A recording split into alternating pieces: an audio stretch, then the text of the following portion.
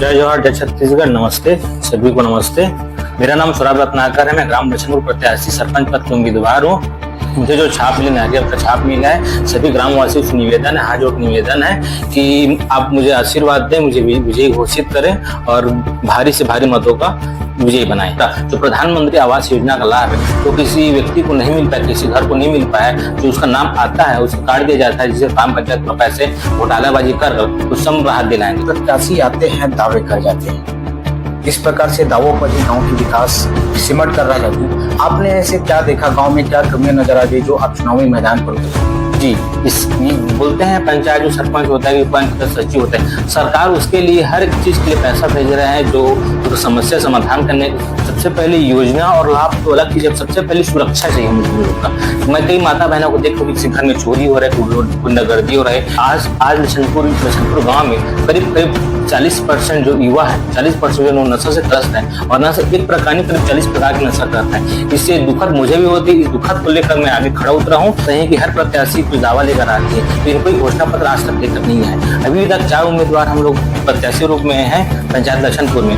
उसमें से एक सौरभ रत्नाकर, मैं जो कि मैं हूँ, सिर्फ कुछ घोषणा पत्र मैं लिखा हूँ। मैं मतदाताओं से हाथ जोड़ निवेदन है कि दारू मुर्गा जो नशा पानी करा रहे हैं, वो तो वोट पाकर जीत जाएंगे। आपको नशा सिखा दिए कि नशा आप एक दिन सिखा दे, चुनाव के पहले 5 साल आप पंचायत जो लछनपुर पंचायत जो चलेगा, सरपंच जो प्रत्याशी बनेगा, तो फिर वो नशा का आदत लग जाएगा।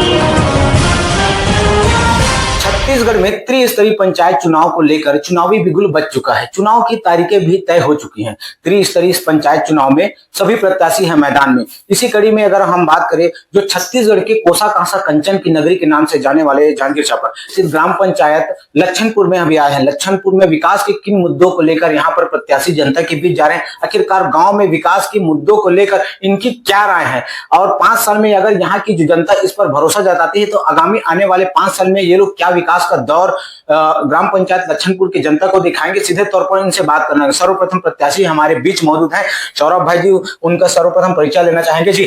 जय जवाहर, जय छत्तीसगढ़। नमस्ते सभी को, नमस्ते।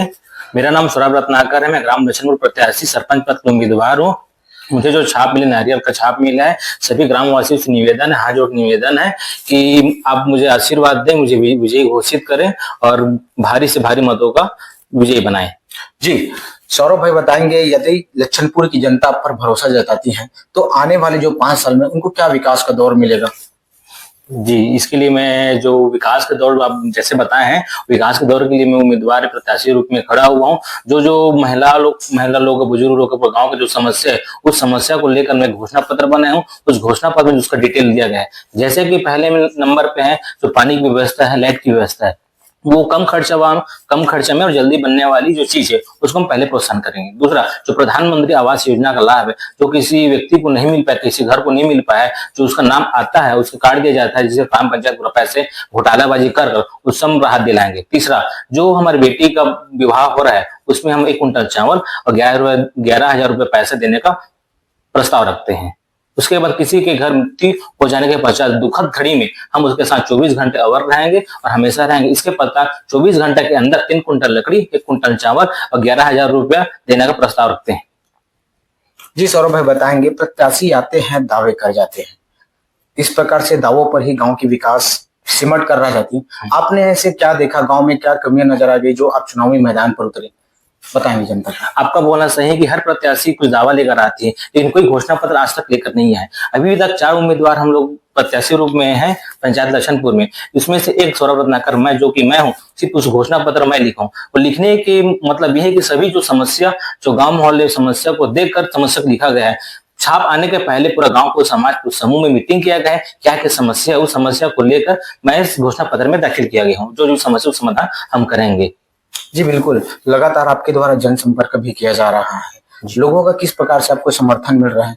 क्या लगता है आने वाले चुनाव में यहाँ की जनता क्या राय बनाएगी? जहां तक मुझे सोच, मैं प्रत्याशी हूँ, ज्यादा बोलता वो अलग चीज है। जब मैं प्रत्याशी हूँ, मैं सभी जगह जा रहा हूँ, सब जगह प्रेम और आशीर्वाद मिल रहा है, क्योंकि मैं पढ़ा लिखा व्यक्ति हूँ। BSc agriculture from Raipur university से मेरा डिग्री है। तो वहां से पढ़ने के बाद भी मुझे बोलने का टेक्निक है, बात करने का टेक्निक है, जहां तक मैं लोगों को समझ पा रहा हूँ, कनेक्ट कर पा रहा हूँ, यहाँ पर मैं प्लस पॉइंट में हूँ।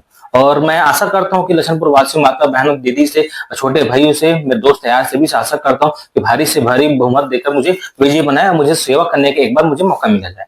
जी बिल्कुल, ग्राम पंचायत लच्छनपुर है। ग्राम पंचायत लच्छनपुर में हम घूमे, आज भी कई ऐसी सड़कें हैं जहाँ जर्जर है।